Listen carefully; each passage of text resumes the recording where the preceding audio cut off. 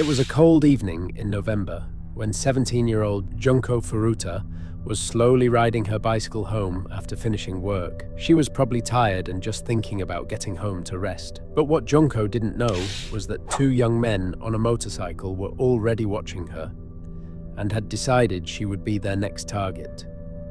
One of the boys, Shinji Minato, suddenly kicked Junko off her bicycle with full force, sending her crashing to the ground. After that, he quickly disappeared into the dark night, leaving her scared and in pain. A moment later, another young man named Hiroshi Miyano came toward her, pretending to be worried and kind, as if he wanted to help. Speaking softly, he told Junko not to worry and offered to walk her home through the quiet streets, making her believe he was just being friendly. But instead of taking her home, he guided her to an empty, hidden warehouse. His gentle and caring act suddenly disappeared, replaced by something much darker. Once inside, Hiroshi showed his true side. He told Junko that he was connected to dangerous gang members, the Yakuza, and used that to scare her. With a cold voice, he warned her that if she wanted to stay alive, she had to do everything he said, without question. That night, Miyano took the terrified Junko to a hotel in Adachi, where he assaulted her. She was scared and helpless, unable to understand why this was happening. Afterward, he called his friends, proudly boasting about what he had done and warning them not to let her escape. In the early hours of the morning, he brought Junko to a nearby park, where three of his friends were already waiting. They surrounded her, their words cold and threatening, telling her they knew where her family lived and would kill them if she tried to run. The group then took Junko to the second floor of Shinji Minato's family home in Adachi. What looked like an ordinary house from the outside would soon become her prison, a place of unbearable pain and fear that lasted 40 long days. The very next day, Junko's parents, worried when she didn't come home, contacted the police and reported their daughter missing, hoping she would soon be found safe. Her captors, afraid that someone might discover the truth, forced Junko to call her mother and tell her a lie, that she had run away and was staying with a friend. With her hands trembling and her voice shaking, Junko told her mother she was safe and begged her not to look for her. Every word broke her heart, knowing her mother believed she was okay. When Minato's parents were at home, the boys made Junko pretend to be Minato's girlfriend so no one would suspect anything. Although Minato's parents noticed something wasn't right, they were too scared to say or do anything. They feared their son's temper and his dangerous connections to the Yakuza, so they chose to stay silent. Before long, the act of pretending was over, and the true nightmare of Junko's captivity began. Day after day, her life turned into a cycle of unthinkable torture. The boys treated her like an object for their anger, using her as a way to vent their rage and cruelty. They beat her with bamboo kendo sticks, the sharp sound of each strike echoing through the empty rooms. They forced her to strip naked and pose in humiliating ways, laughing as they watched her cry in shame. Whenever Junko screamed in pain, they stuffed a rag in her mouth to silence her desperate cries. They burned the soles of her feet with cigarette lighters, leaving her in agony and unable to walk properly. At night, Junko was forced to sleep on the hard, cold concrete floor, without a blanket or even a thin mat for warmth. She was given almost nothing to eat, just a bit of milk or a few crumbs, causing her to grow weaker and thinner each day. In their twisted cruelty, they even used fireworks to burn her skin, watching as she trembled and screamed in terror. One day, in a moment of pure violence, one of them dropped a heavy barbell onto her stomach. The impact caused serious internal injuries, and Junko began bleeding inside. Her condition grew worse with each passing day, but no one came to help her, even though Junko's body was already broken and covered in bruises and burns. The beatings never stopped. Every day brought new pain, and her strength slowly faded away. Soon, the boys began inviting others from their school to come over. Not to help her, but to watch and even join in the abuse. Over time, more than 100 people came and went through that house, turning it into a true house of horrors. In her desperation, Junko tried to reach out to Minato's younger brother, hoping he might see her suffering and help her escape. She tried to remind him that she was a human being, not something to hurt. But her plea for help backfired. Instead of helping, the brother told the others what she had said, and Junko was punished even more brutally for trying to escape. They then forced her to call her parents once again.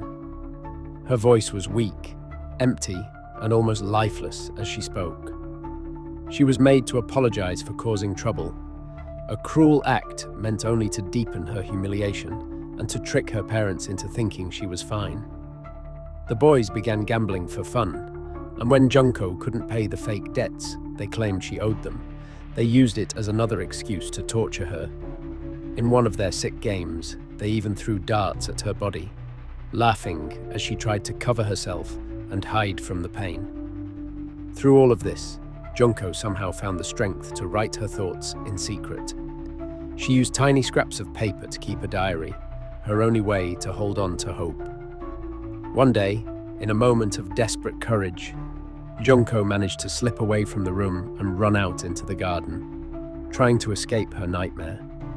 But her body was too weak from the endless torture. Before she could reach the fence, she collapsed, and they caught her once again, dragging her back inside. As punishment for trying to escape, Junko was forced to do something unbearable. The boys made her humiliate herself in front of all four of them. She was terrified and broken, yet they showed no mercy. Their cruelty only grew worse. They inserted fireworks inside her and lit them, causing her unimaginable pain and horrific injuries. They melted candle wax and let it drip slowly onto her bare skin while she was tied to a chair, unable to move or scream freely. By this time, Junko's body was shutting down completely. She couldn't even keep down the tiny bits of food they gave her, growing weaker with every passing hour. On New Year's Day, in a twisted act of mock kindness, they gave her paper and told her to write her New Year's resolutions. Barely able to hold the pen, Junko wrote simple words filled with hope that she wanted to live and see her family again. It was a small spark of light in the endless darkness that surrounded her. Soon after, the boys became bored and decided to hurt her again. They made a makeshift spear and stabbed her legs and calves over and over. They then crushed her hands under heavy weights, laughing as her fingers broke one by one. In her final days, Junko could no longer bear the pain. She begged them to end her life, to just kill her and let her suffering stop. On January 4th, 1989, after 44 days of relentless torture, Junko Furuta's body finally gave up. In that cold, empty room, she took her last breath. Her pain was over at last. When the boys realized she was dead, panic set in. Their game had come to its horrifying end, and now they had to hide what they'd done. They stuffed her body into a large industrial drum they had stolen from a construction site. Then they poured concrete over her remains, sealing her inside, hoping to erase all evidence of their monstrous crime. Late that night, they loaded the heavy drum onto a truck and drove to a deserted public park in Koto. There, in the shadows of an empty lot, they abandoned it, thinking no one would ever find her. Believing they had gotten away with everything, the boys went back home and started cleaning the house, trying to wash away the blood and hide any proof. But no matter how hard they tried, their guilt couldn't be erased. The truth was already closing in. The police, acting on tips from worried parents and schoolmates, began questioning the boys. Their answers didn't match, and their nervous behavior only made the officers more suspicious. The web of lies was starting to unravel. A park custodian noticed a strange concrete-filled drum left abandoned in a vacant lot.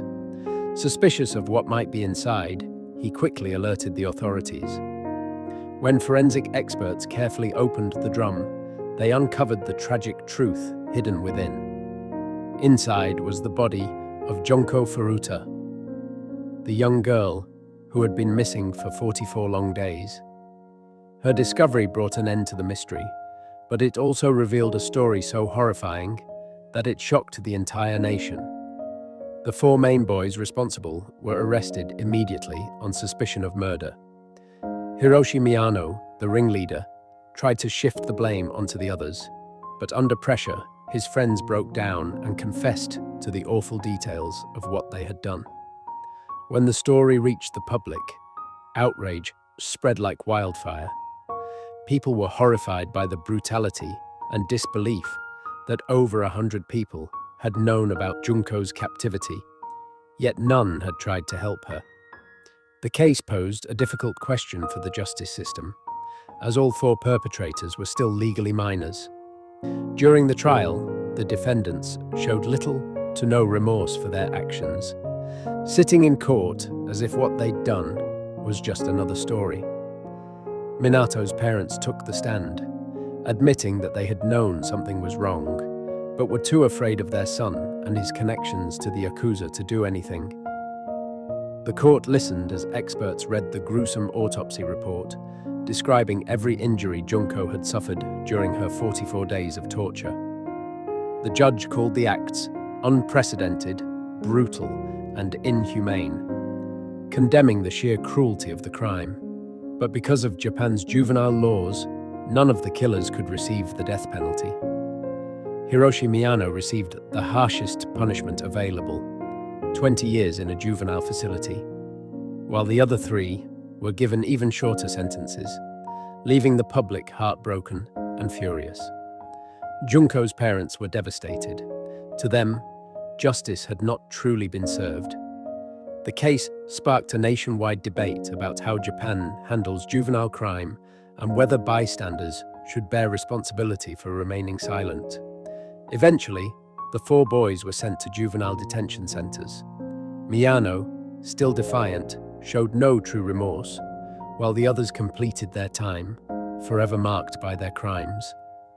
Junko's parents, crushed by grief, often visited the place where their daughter's body had been abandoned, leaving flowers and prayers. They also began pushing for changes in the law, determined to make sure no other child or family would ever endure such suffering again. Over time, Junko's case became a dark legend in Japan, a symbol of cruelty, indifference, and the dangers of silence. Years passed, and the perpetrators were released with new identities to protect them from public anger. But Hiroshi Miyano soon returned to crime, proving he had learned nothing. He was later arrested again for violent offenses, a sign that rehabilitation had failed. Junko's memory, however, continued to live on. People around the world created online memorials and shared her story, keeping her spirit alive through compassion and remembrance. Her New Year's note, the one where she wrote she wanted to live and see her family again, became a heartbreaking symbol of her courage. Her dream of becoming a singer inspired tributes and songs online, allowing her voice to echo even after death. The legal reforms her parents fought for eventually led to stricter punishments for juvenile offenders, though many still believed Junko's killers never faced the justice they deserved. The case remains one of the most shocking examples of human cruelty in modern history, a haunting reminder of what happens when people turn away instead of helping. Junko Furuta's name lives on, etched in history as a young girl who deserved so much more. Even decades later, visitors still bring flowers and letters to her memorials, honoring her memory with love and sorrow. Her case is studied in criminology classes as a warning about peer pressure, moral decay, and the psychology of group violence. Experts found that the perpetrators lacked empathy and a basic sense of right and wrong, their hearts hardened by apathy and cruelty. Minato's family lived under the weight of shame for the rest of their lives, haunted by their silence. Ogura and Watanabe tried to vanish from the public eye completely, avoiding journalists who searched for answers. In a rare interview, Junko's mother spoke about her endless grief, the kind of pain that never fades. She said she hoped her daughter's story would teach people about compassion, courage, and the importance of never ignoring someone in need. Years later, Hiroshi Miyano died from illness, still unrepentant. He never apologized for what he had done. The full record of Junko's suffering remains preserved in official court documents, a cold, factual reminder of her 44 days of horror. Her story spread far beyond Japan, touching hearts around the world and becoming a powerful warning against cruelty and indifference. Artists and filmmakers later told her story with deep respect, determined to preserve her memory with dignity. The greatest lesson her story leaves behind is simple, yet powerful. To speak up when something is wrong, and to never stay silent in the face of cruelty. Junko's dreams and her lost future can never be replaced, but her strength and hope continue to inspire kindness. The lot where the house once stood remains empty, quiet and haunting, as if holding on to the echoes of what happened there. Junko Furuta's memory reminds us all to face the darkness with compassion and courage. Her story is a permanent scar on society and a lasting lesson that we must never ignore suffering again. And so, we remember Junko Furuta, a young girl who wanted to live, to dream, and to be loved, and we promised never to look away again.